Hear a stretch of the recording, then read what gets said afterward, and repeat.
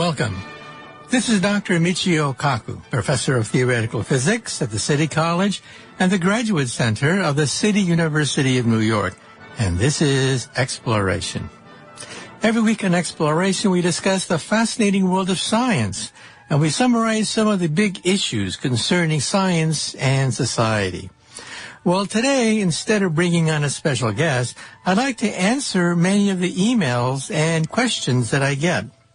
Recently, I was on Reddit.com, and there were about 1,000 questions that came pouring in concerning my latest book. It's called The Future of Humanity, about our destiny in outer space.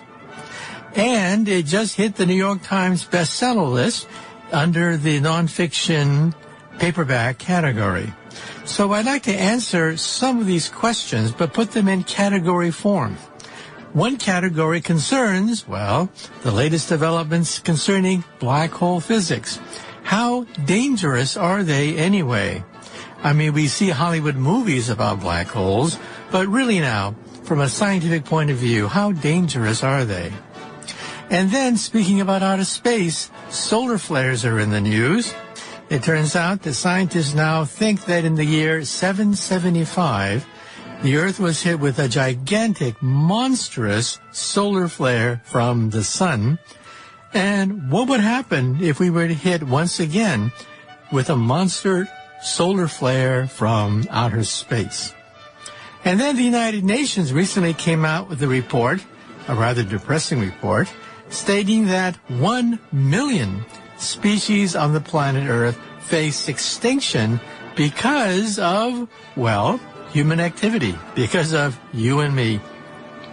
So we'll talk about what it would be like if we were to be dislodged from the top of the food chain because there is an extinction cycle going on right now, instigated by human activity.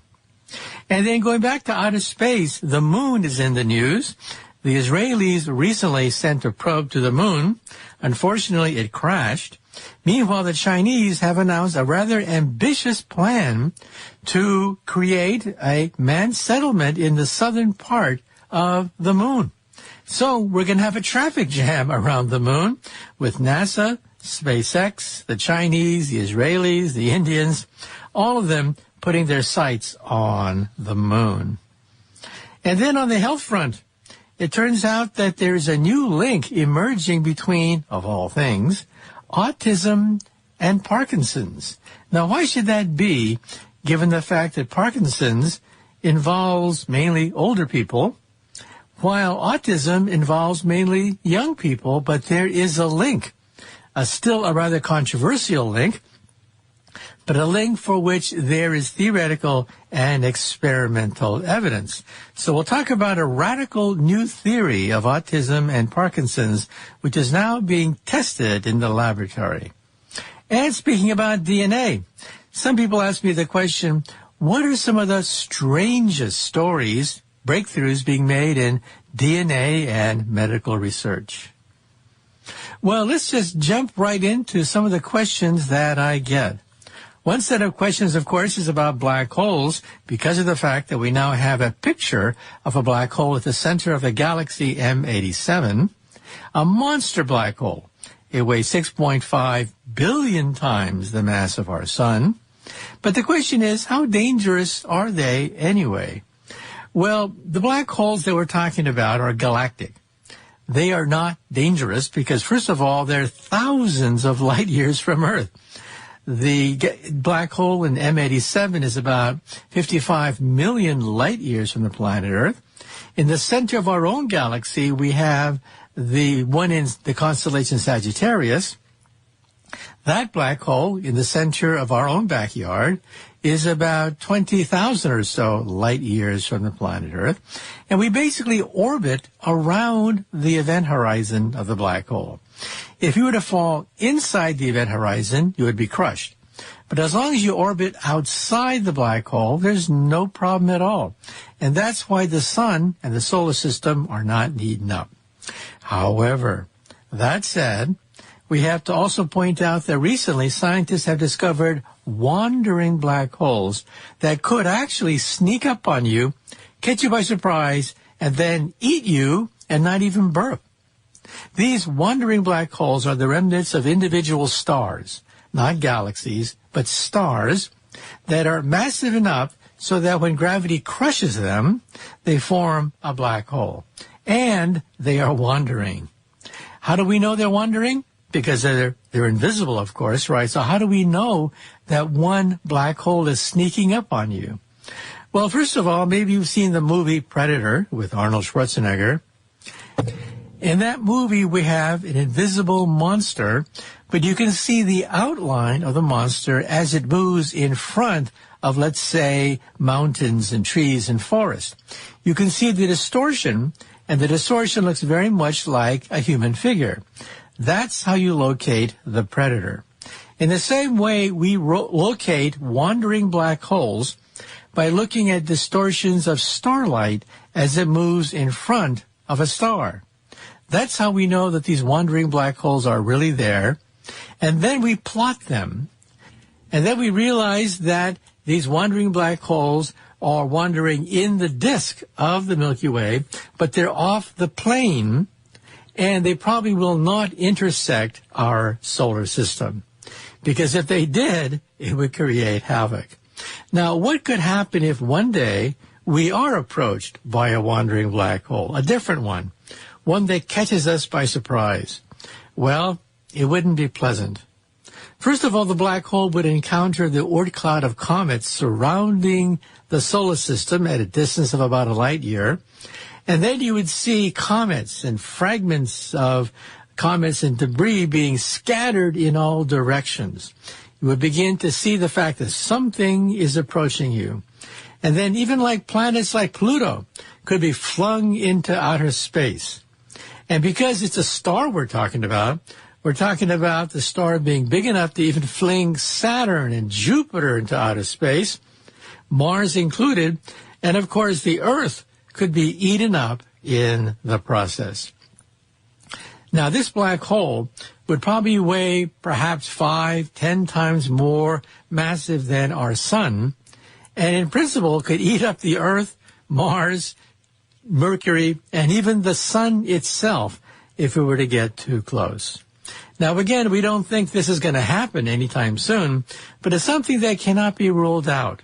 Because even though galactic black holes are more or less stationary, even though we orbit around them at a very safe distance, we have to worry about the unexpected, and that is a wandering black hole that could literally catch you by surprise and have you for lunch and not even notice. And speaking about outer space, there was a new discovery recently going through the ancient records of carbon-14 showing that in the year 775, something dramatic happened. It happened not just in one place, but around the entire surface of the Earth. There was some kind of radioactive activity in the year 775. Well, scientists analyzed the record, and they did find references to some ancient texts saying that there were weather distortions in 775. At that point, some astronomers said, aha, solar flare. A gigantic solar flare hit the Earth in the year 775. It didn't wipe out humanity because we didn't have electronics back then. And we had another one in 1859, which was well documented. That's the Carrington event. Carrington was the astronomer who was observing the sun when he realized that there was a tremendous explosion on the sun with radiation pouring out. And yes, shortly afterwards, this radiation hit the Earth, causing all sorts of atmospheric disturbances. Northern lights were seen as far as Cuba. Telegraph wires spontaneously bursting into flames. Now, back then, in 1775 and also in 1859, we didn't have any electronics except telegraph wires. And so that was the extent of the damage. However, with modern technology, we can now estimate what would happen today if such an event were to happen once again. And the results are not pretty at all. We're talking about our satellites being knocked out, which means the internet, telecommunications would be destroyed, astronauts would be endangered, satellites, astronauts, rockets in space would all have to be put on alert, and on the Earth, power stations would be short-circuited, meaning that there would be global blackouts. Rescue crews will not be coming because the rescue crews themselves have power blackouts. Food riots could happen within days because without electricity, food will decay very rapidly. And food riots could burst out as people race to the store and clamor for whatever foods are left. Well, now that we've been alerted about the dangers of these things, the first question is, well, how often are they? And second of all, what can we do about it? Well, we now realize that potentially these things happen much more frequently than we previously thought. Not just 1 in 1,000 years, but every few decades. A gigantic solar flare on the scale of the Carrington event happens, but we dodged the bullet. In other words, many of these solar flares originate from the sunspots. The sunspots on the surface of the sun are like gigantic storms, but they're also like the gun barrel of a rifle. They shoot out gigantic coronal mass discharges, solar flares, but most of the time they miss the Earth. So the Earth is like a sitting duck out there in outer space with a rifle being pointed at it that rotates with the rotation of the sun. Now, because there's so much real estate out there in outer space, for the most part, when the solar flares erupt out of a sunspot, the ejection of coronal mass misses the Earth. But once in a while, there's a direct hit, causing tremendous havoc to the atmosphere and to the levels of radiation on the surface of the Earth. So we know two things. A, they're much more common than we thought, on a scale of several in a decade, for example. One of them practically wiped out the electricity in Quebec, Canada, for example. But for the most part, they missed the Earth. In 1859, there was a direct hit. Apparently, in 775, there was a direct hit. So direct hits are rare, but they are, A, unpredictable, and B, when they happen, watch out. So what can you do about these things? Plenty. You can, first of all, reinforce our power stations, create backup systems, and shield our satellites. It wouldn't take much. We're talking millions, not billions of dollars.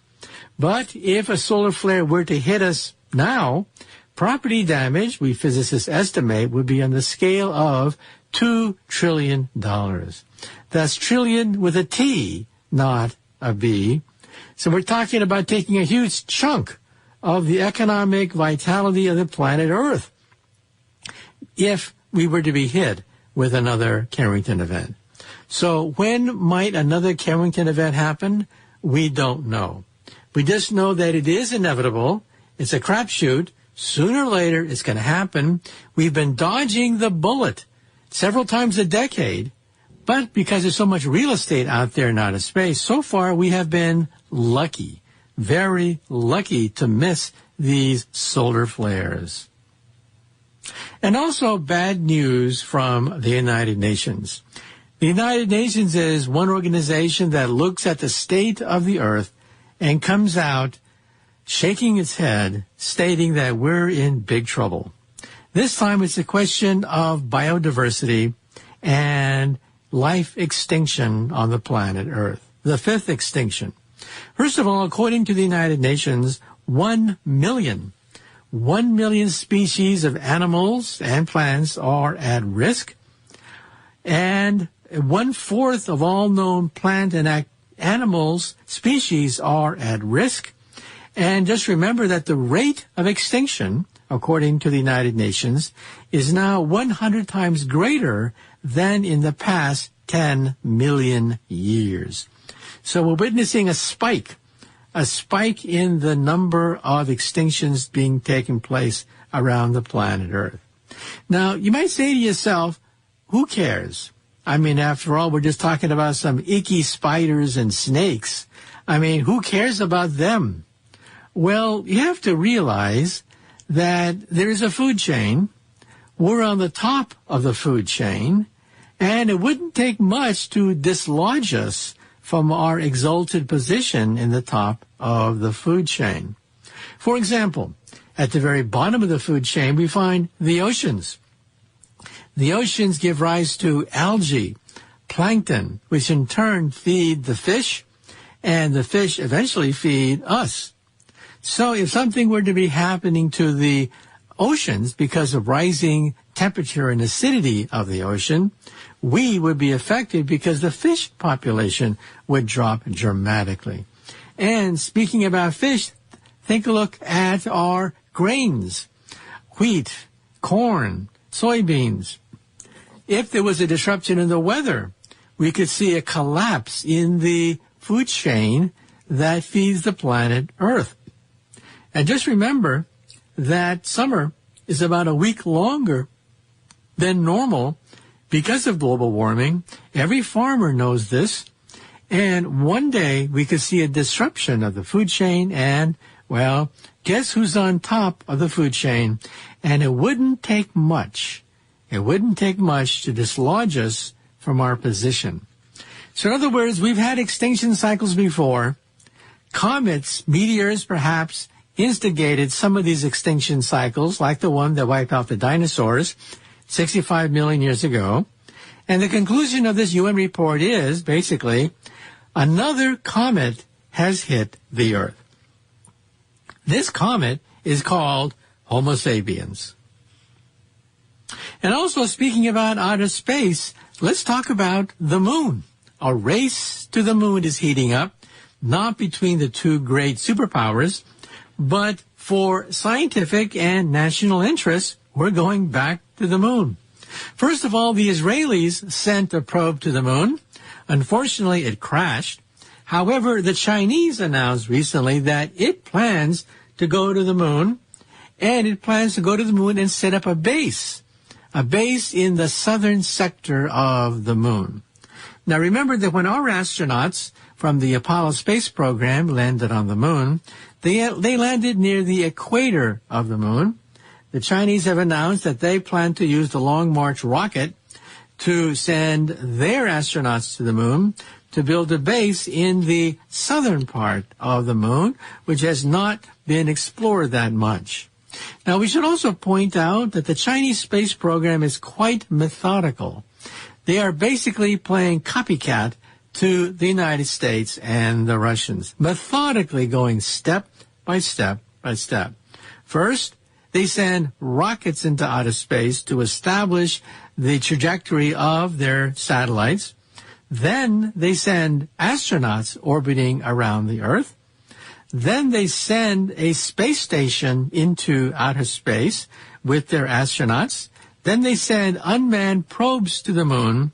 And finally, they're going to send taikonauts, that is humans, to visit the moon and plant the Chinese flag on the moon.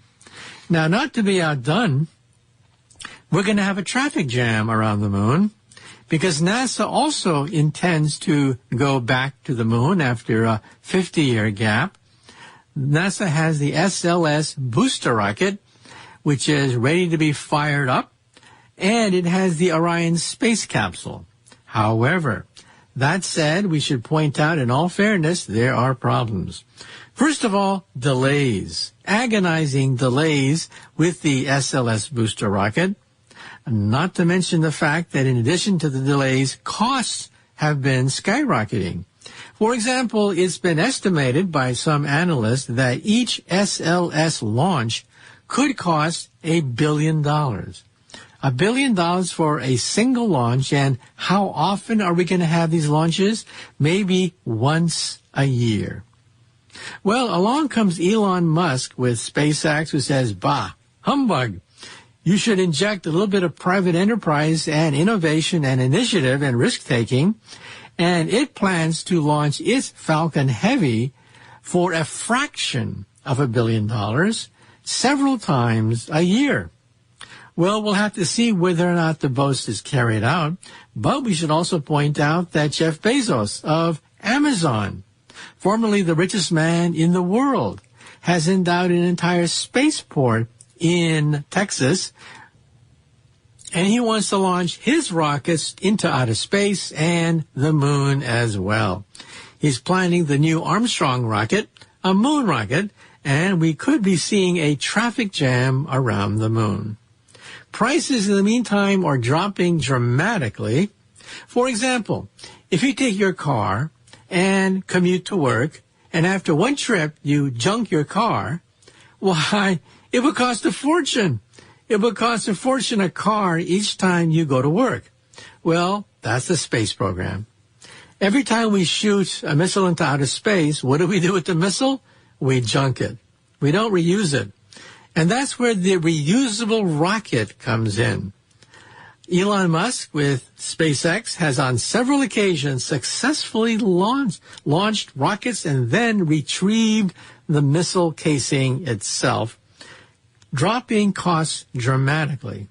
And that's why SpaceX says that it could launch the Falcon Heavy several times a year at a fraction of $1 billion, which could create a whole new game changer with regards to the economics of space travel. Right now, it costs about $10,000 to put a pound of anything into orbit. That's your weight in gold. So think of your body made out of solid gold. That's what it costs you just to put you into orbit around the Earth. Now, to go to the moon would cost about $100,000 a pound. To go to Mars may cost about $1 million a pound. So we're talking about enormous amounts of money.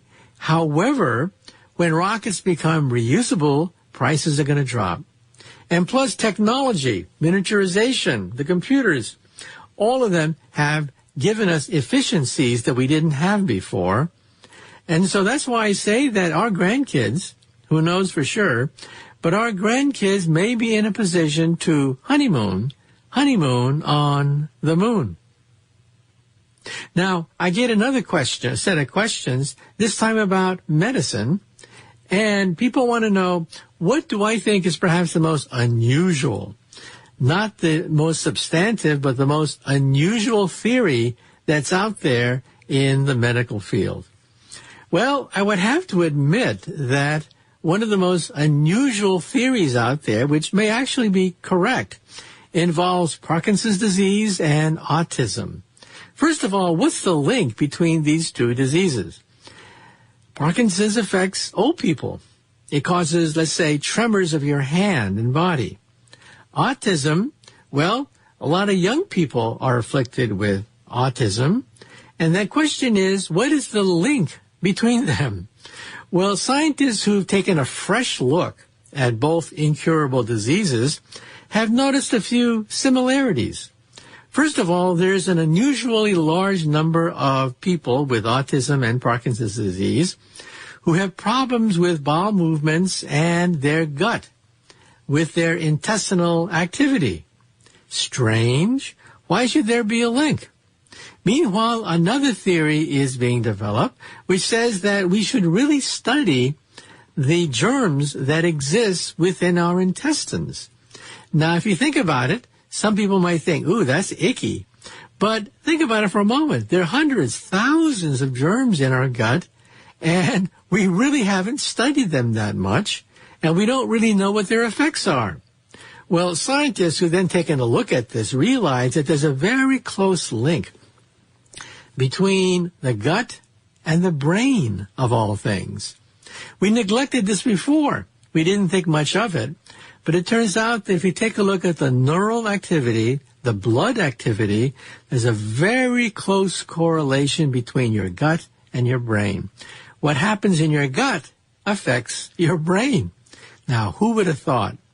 This means that scientists, believe it or not, are taking fecal material, fecal material, processing it, and then feeding it to animals and giving it to humans, and finding remarkable coincidences in the relationship between fecal material and diseases.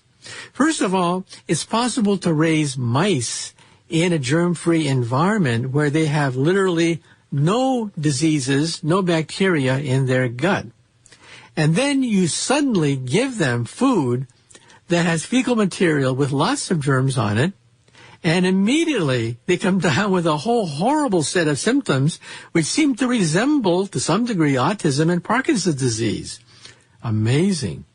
So this is still a theory, but it's a theory that's now being taken rather seriously to look at the relationship.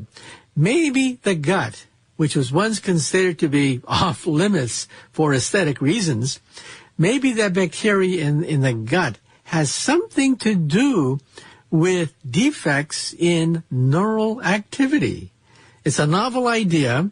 There's several interesting clues that are being pursued, and there's some actual results showing that, yes, indeed, maybe there is a link. So maybe it's not an accident.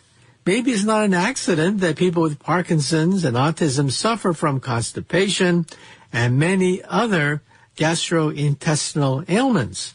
Maybe there's a link. And another question has come into me, and that question is, well, what are some of the strangest developments that I follow concerning DNA research and cutting-edge neural research? What are some of the most interesting, unusual results? Well, one result, which was controversial when it first came out years ago, is now being pretty much accepted by the scientific community, and this concerns the people of Mongolia. When you analyze the Y chromosome is inherited from the father. Not just that, but it's inherited without mutations and alterations from the father. So when they analyzed the Mongolian people, they found something bizarre. And that is, most of them seem to have the same Y chromosome. Now that sounds ridiculous. It seems to indicate that maybe one man or his descendants gave birth to most of the Mongolian people. And by doing that, we find that, my God, perhaps, just perhaps, it was Genghis Khan. Genghis Khan and his children, which literally gave birth to the Mongolian people. And sure enough, if you read ancient texts about the lifestyle of Genghis Khan, you realize that he had huge harems. He would collect these huge harems and concubines every time he conquered a people, and perhaps that's where the Mongolian people came from.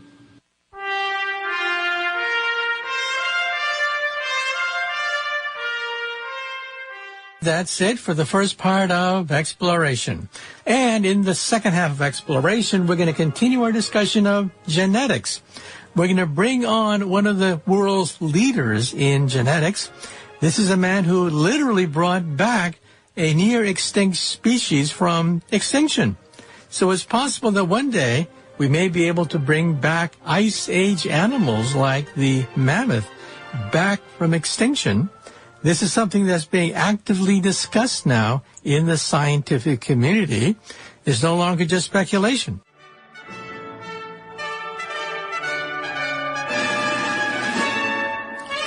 Welcome. Once again, this is Dr. Michio Kaku, Professor of Theoretical Physics at the City College and the Graduate Center of the City University of New York. And this is the second half of Exploration. In the first half of Exploration, we answered a lot of questions that I get, and we had a series of questions about DNA and life. Well, with us today in the second half of Exploration is Robert Lanza. Dr. Lanza made history when he was able to take the DNA of a near-extinct animal and literally bring it back to life. And it means that one day we may be able to take the mammoth, extract usable DNA from the mammoth, inject it into a female elephant, and who knows, perhaps a mammoth will be born. And this, of course, has ethical and scientific implications. And so once again with us today is Dr. Lanza, a pioneer in biotechnology, will talk to us about the frontiers of what happens if one day we can control our own genetic heritage.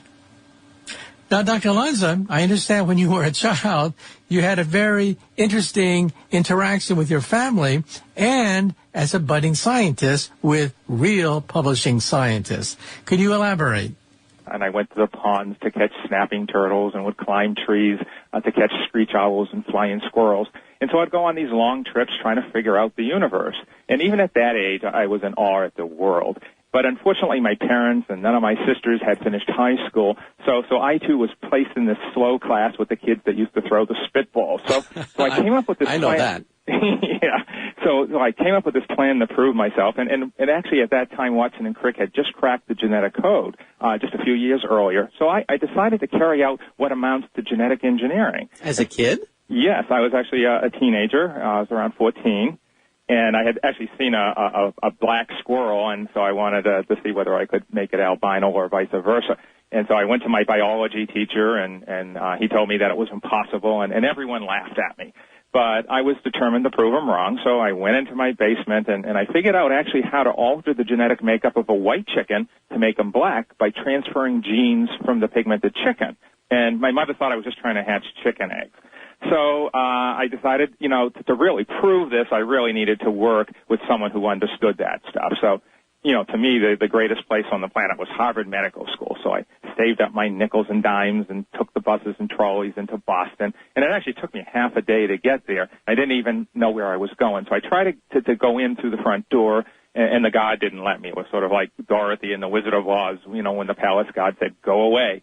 But rather than leaving, I went around the back and I waited by the Dipsy dumpster, and I saw this little short, bald guy walking up with khaki pants and a bunch of keys. And I thought, oh, here's the janitor. So he opens the door, and I just sort of slip in. And a little way down the corridor, he says, "Well, can I help you, sir?" And I said, "No, I'm looking for a Harvard doctor." Now, what I didn't know was that was Stephen Kufler, chairman of the neurobiology department. He had just been nominated for the Nobel Prize. Is that right? Yeah, so I thought that he was just the janitor, and so I told him that I was friends with the janitor down the street from me, and that I worked in the cafeteria.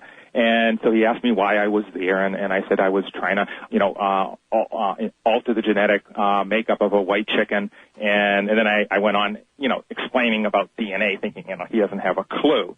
And then he actually said, "Well, I know someone that can help you." And he brought me upstairs, past all the spaghetti wire and all to Josh Thanes, who now runs actually the Brain Center at Harvard. And he was just a grad student at the time. So after talking with Josh all day, they invited me back to repeat those experiments, and the work was ultimately published in Nature in 1974.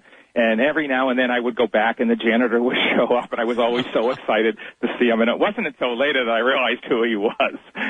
So that was actually how I got into the hard science. And where did you get the equipment for your high school project interfering with the genes of living organisms? Where did you get your equipment? Well, it was really very challenging. You have to remember I was just a little boy, very short. I didn't look very old. And, I'd be trying to get syringes, so I'd be at the hospitals trying to convince the doctors to give me syringes. And then I would go to another hospital and convince them to give me penicillin. And there was actually a gentleman who actually worked at one of the state labs who had a centrifuge in his cellar. So I put these all together and managed over a period of time to figure out how to do it in a very crude way. So you created your own biotech laboratory in your basement? Yeah, right next to the furnace. My mother actually had no idea I was doing it.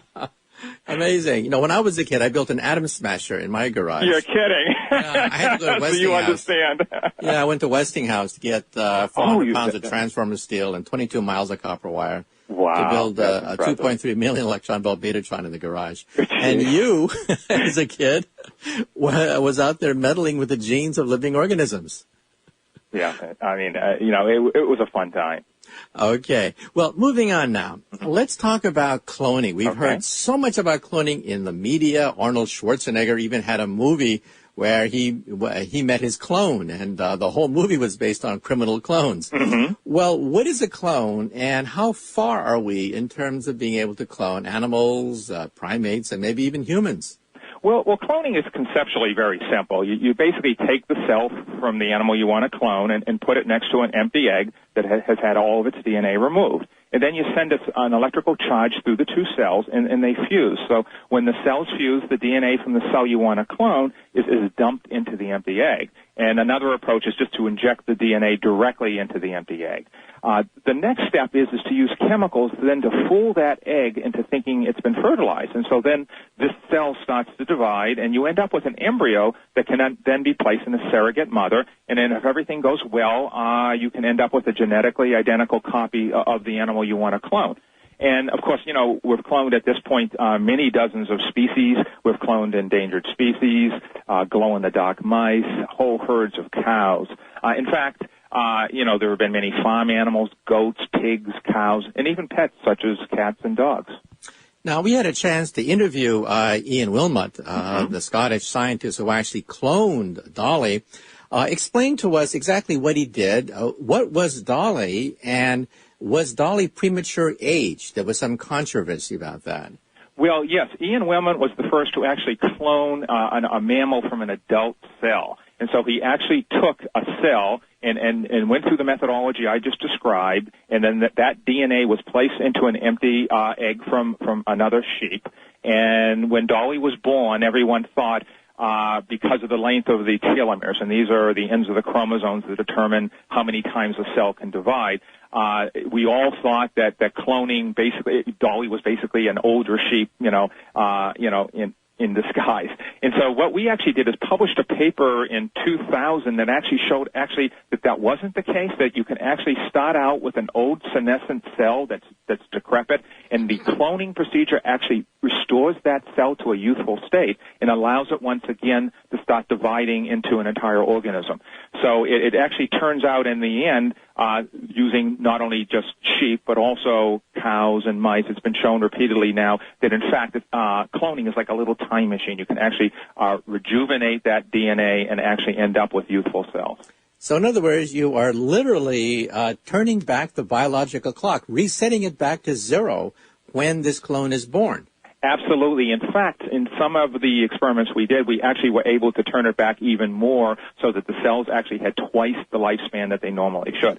Again, the process is very irregular, so there's a possibility that, that they may actually live shorter or longer, and a lot of that depends on many factors.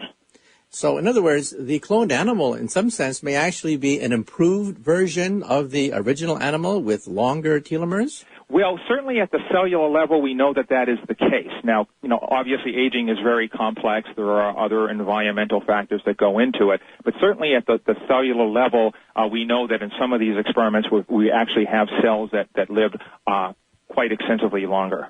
Okay. Now, what kinds of animals have been cloned? I understand that pets have been cloned, and I even went to Dallas, Texas with a film crew from BBC Television where we went to a ranch where we saw clones of clones of clones. And one series of animals, we had like 8 animal calves all lined up in a line. They were all identical twins. So what kinds of animals have been cloned?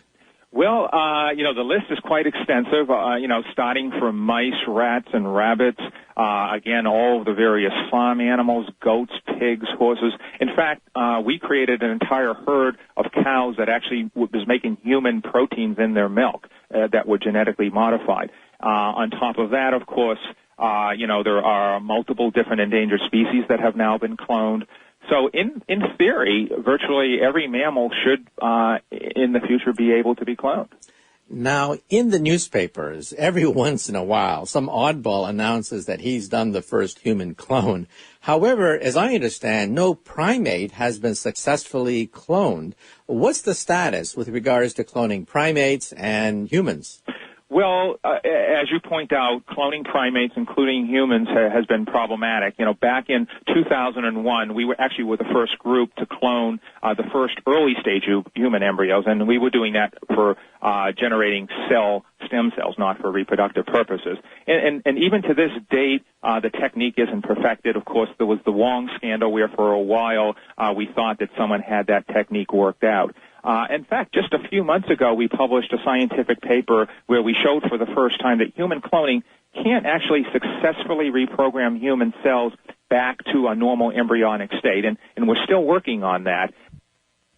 Now let's talk about your work, which is nothing less than fantastic. First of all, with endangered animals, you've been able to essentially bring back to life, genetically speaking, organisms that have been dead for 25 years. Explain your work. Well, as you know, about 100 species go extinct every day, and those genes are lost from the planet forever. And so seeing that we're the ones that cause most of these extinctions, a while back I thought that, well, perhaps, we had some responsibility to see if we could use some of our tools the best we can to reverse that.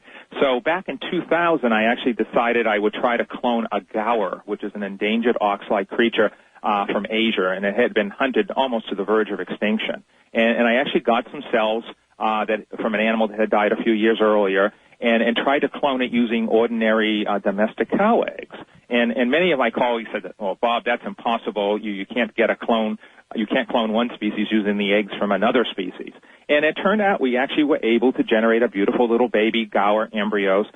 We actually sent them off to Iowa by FedEx Overnight Express, and they were implanted into ordinary farm cows. And 9 months later, we got a baby gaur, which we called Noah. It was born alive, walking around and bellowing. But then a couple days later, it died of dysentery. So everyone said, see, Bob, it doesn't work. So I went back to the San Diego Zoo and convinced them to, let's give this a try again.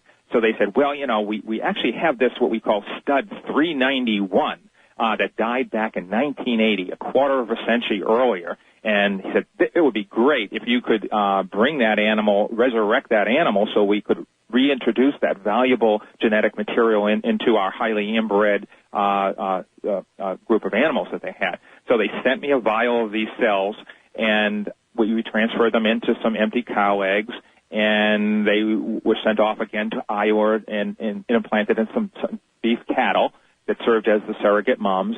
And we started with 16 pregnancies, and 9 months later we were down to just 2. And so there we were back in 2003. We were secretly gathered out in this farm out in the middle of nowhere, and we were watching this cow give birth by C-section. And I remember, when they started the C-section, there was some splatting of blood, and the vet reached in and pulled out from the mother's belly, these 2 small hooves. And when they started to massage it, suddenly its eyes opened and its ears started to wiggle, and it let out this big bellow, and everyone applauded. And the whole thing was so surreal. Here we were out in a farm in Iowa watching a beef cow give birth to this exotic endangered animal that's normally born in the bamboo jungles of Southeast Asia. It was really exciting. Now, since then, I guess many other people have followed in your footsteps, right? So I guess many endangered animals have been brought back. Yes, that is correct. And just recently in South Korea, I understand that they cloned an endangered wolf. The hope is we've actually been in dialogue, with some folks in China about the giant panda, but also too, work is now going on to clone cheetahs and even the extinct Bukato mountain goat. Now, I understand that the competition is so fierce that in South Korea, one of their leading researchers was tempted to commit fraud and basically faked all his papers, claiming these fantastic results. Could you elaborate? Yeah, actually, back at the early part of this decade, we actually, there was an article on the cover of Wired where we were on the verge. We actually had cloned a pretty advanced stage human embryo. And at the time, everyone thought it was eminent that we were going to be publishing, actually creating stem cells. And then just out of the blue, this group in South Korea, which no one had any knowledge of, published a paper in Science saying they had done it. So obviously this individual thought he could do it, and his name was Wong. And unfortunately, it turned out many years later that the whole thing had been fabricated. It was just a complete disaster. It actually, terminated most of the research we were doing. Everyone had just assumed that this feat had been accomplished. It was one of the biggest scandals in scientific history. It was just terrible. And in fact, some of my colleagues were wondering why he did it, to disgrace the whole country, because at some point it would come out. However, the leading theory is that he probably thought that some group around the world was going to do it anyway. So why not simply beat them out by a few months to a few years, and then people will forget. people will overlook things and not go into the details and find out that he was a total fraud. No, absolutely. I know he was convinced that in a few months we were going to publish a paper showing we could do it, and then everyone would say, "See, it works," and then he would have gone on and got his Nobel Prize. And in fact, the government gave him millions and millions of dollars and literally thousands of human eggs. And so I'm sure he was certain that he would be able to achieve it, and no one would ever know. In fact, he pulled into his group, some of the top cloning experts in the world. Shatton and even Ian Wilmot in the end was working with him. So I'm sure he figured out with all of the brain power and resources that this would be pretty simple to do. And as you know, it's turned out to be a lot more difficult than anyone thought. Now, let's talk about something that is science fiction, Okay. Bringing back extinct animals, including the Neanderthal. Mm-hmm. On this show, we've had people that are very interested in sequencing the genome of the Neanderthal, our nearest species, which died out tens of thousands of years ago in Europe. And believe it or not, they expect the full genome of the Neanderthal to be sequenced in the coming years. And there's talk about maybe bringing back the Neanderthals. Any comments? Yeah, I think that, on many of these, extinct species, including the Neanderthal and dinosaurs, that at some point in the future we may have that technology. I think, even today, I know, like, for instance, when you come to my house, I have this 6-foot brontosaurus bone that weighs 800 pounds, and it's from one of the largest dinosaurs that ever roamed the earth. And the first thing everyone asks me is, Bob, are you going to clone this? And I tell them, you can't clone from stone. You need living cells, or certainly the tissue. And as you mentioned, once we have the genome, we may be able to incorporate that into a living cell. Now, the thing to remember is that it's a little more complicated than that because there's 2 genomes in the cell, the mitochondrial genome, and that has to talk with the nuclear genome. So that presents a bit of a problem because even if you have the DNA for the species itself, what determines you, or the Neanderthal or the dinosaur, you still need to figure out how to get that to be able to interact with the maternally transferred genetics. So again, I always say that you're not going to be seeing dinosaurs in your backyard anytime soon. Again, the Neanderthal tissue, as well as the mammoth that was unearthed a few years ago, you have to realize that after years of freezing and thawing, that there have been holes poked in the animal's DNA. And right now, molecular biologists don't know how to fill in the gaps. And the same thing applies, I think, to the Tasmanian tiger, which died out in the 1930s in Australia. But I think someday we are going to learn how to either sequence the entire genome or to repair the DNA. But again, that's going to be many years off.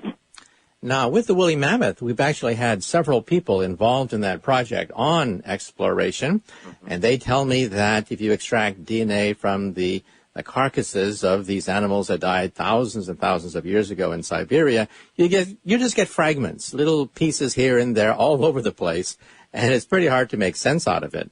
However, with computers, we're going to get very good at putting pieces together and having the computer put the jigsaw puzzle together. So what do you think? Maybe one day a computer using what is called bioinformatics, you think they may be able to piece it together using, let's say, a blueprint of an elephant genome? I think absolutely. I think we have a lot of tricks in our toolbox, something known as homologous recombination, which would allow us to go in and splice the genes right in precisely where we'd like them. And there are some newer techniques evolving. And then, of course, you would require a very powerful computer, seeing that I think someone once compared it to shredding up the New York phone directory into little pieces and then having to reassemble it. But with computers, as you know, they're very powerful, and we're discovering new tricks. So I think sometime in the future, yes, that we definitely should be able to do this.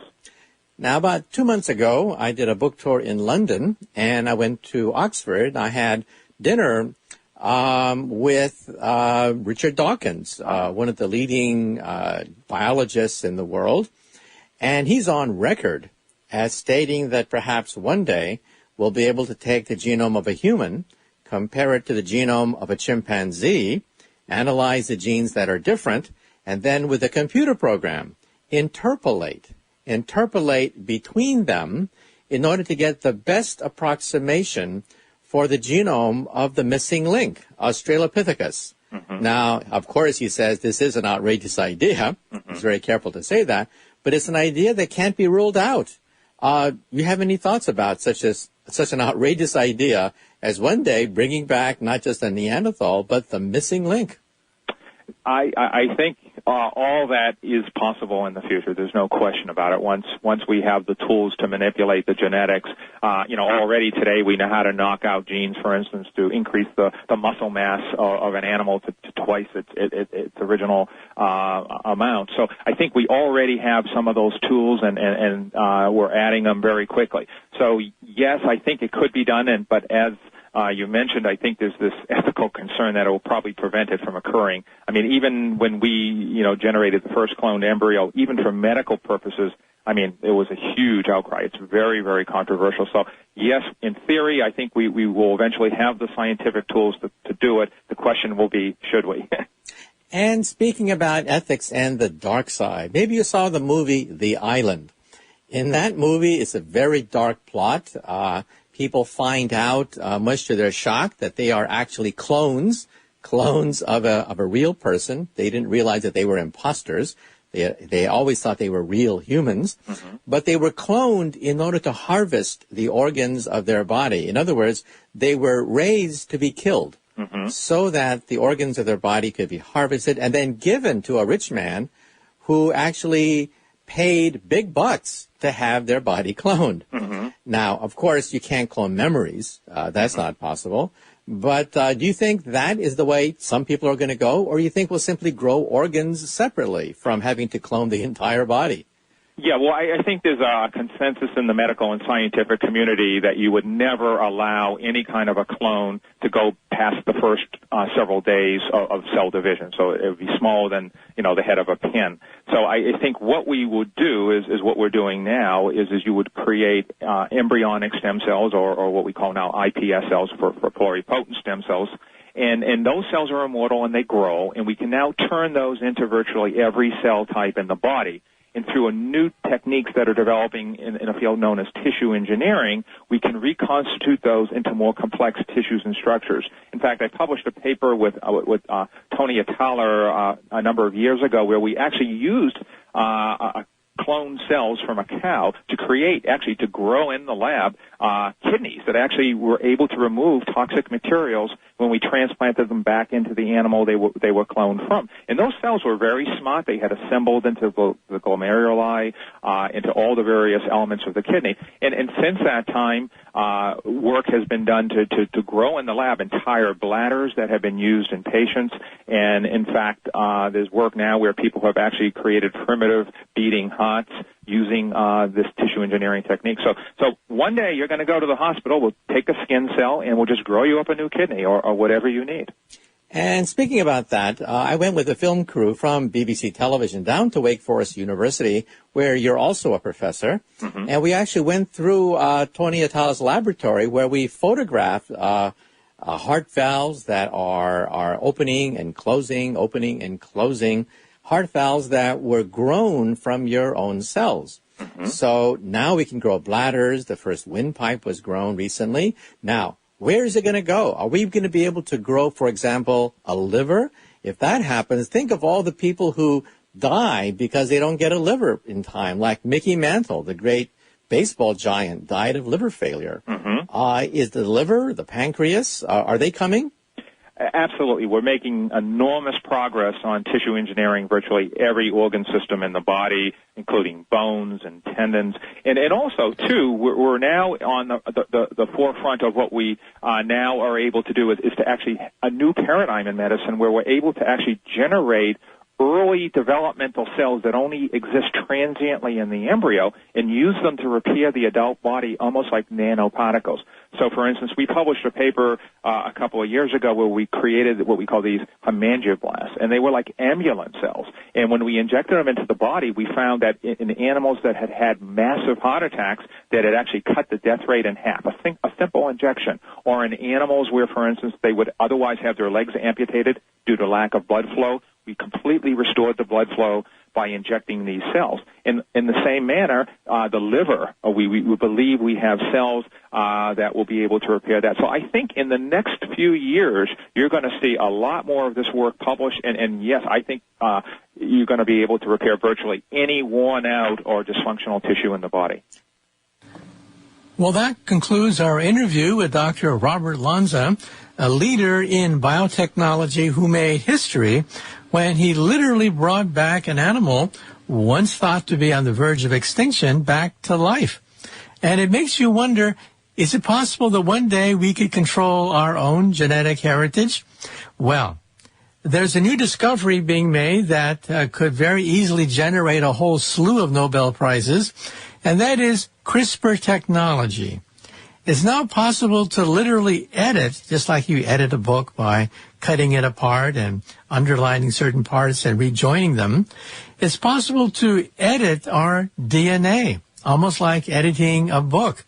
This is potentially revolutionary, but it also raises tremendous ethical problems, so much that in the field of biotechnology, hastily put together conferences have taken place where scientists are rapidly trying to digest the ethical implications of all of this. So no longer are we talking about somatic gene therapy, where you change the genes of an animal for just one generation. When that animal dies, the genetic mutations also die with it. But you're now talking about changing the entire germline. That is, the entire genetic heritage of a species. It really makes you think about the consequences of this technology.